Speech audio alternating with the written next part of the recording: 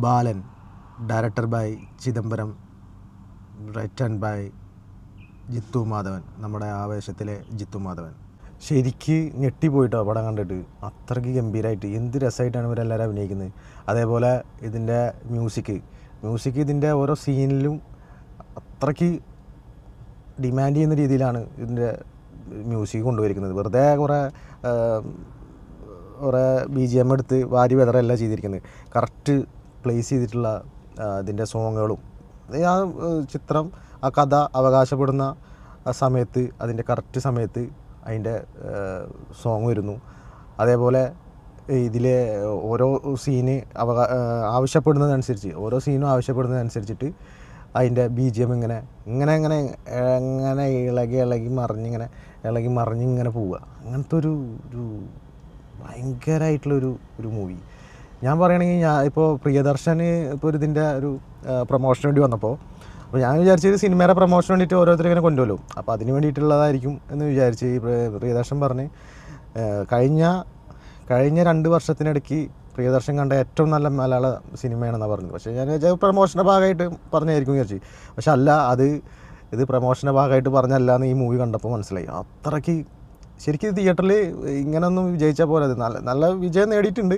പക്ഷെ ഈ ചിത്രത്തിൻ്റെ ക്വാളിറ്റി അനുസരിച്ചിട്ട് ഇത്രയും വിജയം കിട്ടിയാൽ പോലെ. അത്രയ്ക്ക് എന്ത് രസമായിട്ടാണ് ഒരു പടം. ഒരു സിനിമ എങ്ങനെ എടുക്കണം എന്നുള്ളത് ചിദംബരത്തിൽ നിന്ന് നമുക്ക് പഠിക്കാൻ പറ്റുന്ന രീതിയിലാണ് ചിദംബരം ഈ വർക്ക്. ഇതിന് നന്നായിട്ട് ഇനി ഈ പടം എടുക്കാനില്ല. അത്രയ്ക്ക് ഗംഭീരം, ഓരോ സീനും അത്രയ്ക്ക് രസമായിട്ട്. ഞാൻ സത്യം പറഞ്ഞു കഴിഞ്ഞാൽ ഞാൻ ആകെ ഇതായിപ്പോയി ഈ പടം തിയേറ്ററിൽ മിസ്സായല്ലോ എന്ന് വിചാരിച്ചിട്ട്.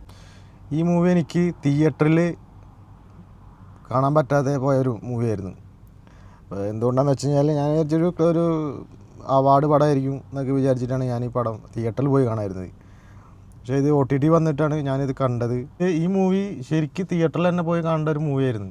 അത്രയ്ക്ക് കിഡിലൻ ഒരു ത്രില്ലറായിട്ടാണ് എനിക്ക് തോന്നിയത്. എന്ത് ഗംഭീരമായിട്ടാണ് ഈ മൂവി എടുത്തു വെച്ചിരിക്കുന്നത്. ഫസ്റ്റ് സീൻ മുതൽ ഇതിൻ്റെ എൻഡ് വരെ മാറാനേ തോന്നില്ല. അത്രയ്ക്ക് നമ്മളതിൽ ബ്ലെൻഡായി പോകും. അത്ര ഗംഭീരം ഒരു സീന് പോലെ നമുക്ക് അവിടുന്ന് കണ്ണെടുക്കാൻ തോന്നില്ല. അത്രയ്ക്ക് രസമായിട്ടാണ് ഇത് കൊണ്ടുപോയില്ല. ഇതിൻ്റെ മ്യൂസിക്കും ഓരോ സീനും ഡെവലറ്റ് ചെയ്ത് പോകുന്ന ഓരോ രീതിയുണ്ട്. അതൊക്കെ എന്ത് ഗംഭീരമായിട്ടാണ് ചിദംബരം എടുത്ത് വെച്ചിരിക്കുന്നത്. സ്റ്റോറി ജിത്തു മാധവനാണ്. മൂവി ജിത്തു മാധവനാണ് ഡയറക്റ്റ് ചെയ്തിരുന്നെങ്കിൽ ഇത്രയും ഗംഭീരമായിട്ട് വരില്ലായിരുന്നു. ചിദംബരത്തിൻ്റെ മറ്റു മൂവികൾ ജാനേമൻ, മഞ്ഞുമൽ ബോയ്സ് ഇതിനേക്കാളും ഒരു പിടി മുന്നിൽ നിൽക്കുന്ന ഒരു പടമായിട്ടാണ് ബാലൻ കണ്ടപ്പോൾ എനിക്ക് തോന്നിയത്. അത്രയ്ക്ക് ഗംഭീര വർക്ക് ചെയ്തിരുന്നു. ഓരോ സീനും നമ്മളെ സിനിമയിൽ നിന്ന് മാറാതെ തന്നെ ആ സിനിമയിൽ നിന്ന് പോവാതെ കറക്റ്റായിട്ട് പിടിച്ചിരുത്താൻ വേണ്ടിയിട്ട് ഇവർ ശ്രമിച്ചിട്ടുണ്ട്. ഇതിൻ്റെ ടെക്നിക്കലും ഡയറക്ഷനും അതുപോലെ തന്നെ ഓരോ ആൾക്കാരും അഭിനയിച്ചിരിക്കുന്ന ആക്ടിങ്. ഒരു ചെറിയ കുട്ടി മുതൽ ഇതിലെ ഓരോ കഥാപാത്രങ്ങളും അത്ര ഗംഭീരമായിട്ടാണ് ഇതിൽ അഭിനയിച്ചിരിക്കുന്നത്. പിന്നെ അതേപോലെ ഇതിൽ നെഗറ്റീവായിട്ട് എന്തെങ്കിലും ഒന്ന് പറയാനുണ്ടാവുമെന്ന് ഞാൻ വിചാരിച്ചു. ഒന്നും പറയാനില്ല. ഇതിൽ നെഗറ്റീവായിട്ട് എനിക്ക് ഈ പടം കണ്ടിട്ട് പോസിറ്റീവ് അല്ലാതെ നെഗറ്റീവ് എനിക്കിതിലെടുത്ത് പറയാൻ ഒന്നും തന്നെ തോന്നിയിട്ടില്ല എന്നാണ് വേണമെങ്കിൽ പറയാം. പിന്നെ ഇതിൽ അഭിനയിച്ചിരിക്കുന്ന ആ ഡോളി എന്ന ഒരു അമ്മൂമ്മയായിട്ട് ഒരു സ്ത്രീ അഭിനയിച്ചിട്ടുണ്ട്. ഡോളി അമ്മൂമ്മ ഇൻസ്റ്റാഗ്രാമിലൂടെയൊക്കെ വൈറലായ ഒരു സ്ത്രീ ആയിരുന്നത്. എന്ത് ഗംഭീരം, ഫസ്റ്റ് പടാൻ തോന്നുന്നില്ല. അത്രയ്ക്ക് രസമായിട്ടാണ് ഇതിൽ അഭിനയിച്ചിരിക്കുന്നത്. ഞാൻ വിചാരിച്ചു ഇവരൊക്കെ കുറച്ചും കൂടി മുന്നേ കൊടുത്തിരുന്നെങ്കിൽ എന്ത് രസമായിട്ടാണ് അവരൊക്കെ അഭിനയിക്കുന്നത്. ഇതിൽ കുറേ പുതുമുഖങ്ങളുണ്ട്.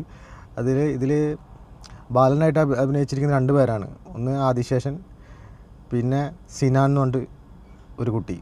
2 കാലഘട്ടങ്ങളാണ് കാണിക്കുന്നത്. അപ്പോൾ ആ 2 ഏജും ഇതിൽ വളരെ മനോഹരമായിട്ട് നമുക്ക് തോന്നുകയല്ല ഇത് വേറൊരു കുട്ടിയെന്ന് തോന്നുകയില്ല. ശരിക്ക് ആ ഫസ്റ്റ് ബാലനായിട്ട് അഭിനയിച്ച കുട്ടി വളർന്നു കഴിഞ്ഞാൽ എങ്ങനെ ഉണ്ടായിരിക്കും അതേപോലെ തന്നെ ആ സിനാൻ എന്ന് പറഞ്ഞ കുട്ടി അഭിനയിച്ചിട്ടുണ്ട്. ഒരാൾ ഇതിൽ മോശമായി എന്ന് പറയാൻ പറ്റില്ല. അഭിനയം കുറച്ച് ഡൗൺ ആണ്. ഓരോ ക്യാരക്ടേഴ്സും കറക്റ്റ് പ്ലേസിംഗ് ആണ് ഇതിൻ്റെ. ക്യാരക്ടർ സെലക്ട് ചെയ്തതിൽ ഗണപതിയാണ് ഇതിൽ. അത്രയ്ക്ക് കറക്റ്റ് പ്ലേസിംഗ് ആയിരുന്നു ക്യാരക്ടേഴ്സ്. നമുക്ക് തോന്നില്ല ഇതിന് പകരം വേറൊരാളായിരുന്നെങ്കിൽ. നമുക്ക് സാധാരണ ഓരോ സിനിമകളുണ്ടായാൽ തോന്നാറുണ്ടായിരുന്നു ഈ ഒരു ക്യാരക്ടർ ചെയ്യാൻ ആൾ പോരായിരുന്നു എന്ന് തോന്നാറുണ്ടായിരുന്നു. പക്ഷേ ഈ ഒരു സിനിമയിൽ നമുക്ക് അങ്ങനെ തോന്നില്ല. അത്രയ്ക്ക് പറയുമ്പോൾ നമുക്ക് ഇതിൽ ആണെങ്കിൽ കുറേ പുതിയ കഥാപാത്രങ്ങളുണ്ട്. അപ്പോൾ അതുകൊണ്ട് തന്നെ നമുക്ക് വേണമെങ്കിൽ ചിന്തിക്കാം വേറൊരാളെ ഇതിനെ റീപ്ലേസ് ചെയ്തിട്ട് നമുക്ക് ചിന്തിക്കാൻ പറ്റില്ല. അത്രയ്ക്ക് കറക്റ്റ് പ്ലേസിങ് ആയിരുന്നു. ഇതിലെ ഫർസാൻ എന്ന അമ്മ വേഷം ചെയ്ത ക്യാരക്ടർ ഒരുപാട് സിനിമയിൽ നമ്മൾ അഭിനയിച്ച പോലെ അഭിനയിച്ച് നല്ല എക്സ്പീരിയൻസ് ആയിട്ടുള്ളൊരു ഒരു ആക്ടേഴ്സിനെ പോലെ എനിക്ക് തോന്നി. അത്രയ്ക്ക് അത്രയ്ക്ക് രസമായിട്ടാണ് ഇതിൽ അഭിനയിക്കുന്നത്. ഫസ്റ്റ് മൂവിയിൽ തന്നെ ഇങ്ങനെ അത്ര പെർഫോമൻസ് ആയിട്ടാണ് നല്ല രീതിയിലാണ് ഇവർ അഭിനയിച്ചിരിക്കുന്നത്. ഇതിൻ്റെ എഡിറ്റർ ഷൈജു ഖാലിദ്, പറയാനില്ല ഒന്നും. ഇത് വയനാടാണെന്ന് തോന്നുന്നു. ഈ വയനാടിൻ്റെ ആ ഒരു ഭംഗി അങ്ങനെ തന്നെ എടുത്തു വച്ചിട്ടുണ്ട് ഷൈജു ഖാലിദ്. അതേപോലെ തന്നെ ഇതിൻ്റെ എഡിറ്റിങ് വിവേകാർഷനാണ്. വിവേകാർഷൻ ഇതിൻ്റെ മുന്നത്തെ പടങ്ങളിലൊക്കെ ചിദംബരത്തിൻ്റെ വിവേകാർഷൻ തന്നെയായിരുന്നു. ഞെട്ടിച്ച് കളഞ്ഞ് ഇതിൻ്റെ ടെക്നിക്കൽ സൈഡെല്ലാം.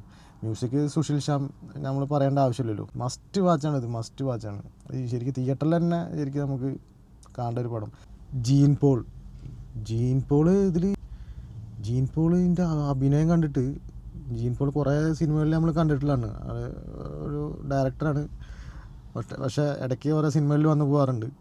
പക്ഷേ ഈ ഒരു പടത്തിൽ അതാണ് ഞാൻ പറഞ്ഞത്, ഇതിൽ ഓരോ ക്യാരക്ടേഴ്സും ഇവർ ചെയ്ത് കാണിക്കുന്ന ഒരു മാജിക്ക്. ജീൻ പോളിൻ്റെ ക്യാരക്ടേഴ്സ് ഒരു പോലീസ് ഓഫീസറാണ്. അപ്പോൾ ഓരോ എക്സ്പ്രഷൻസും, അതൊരു ശ്വാസം ജസ്റ്റ് ഇങ്ങനെ വിടുന്ന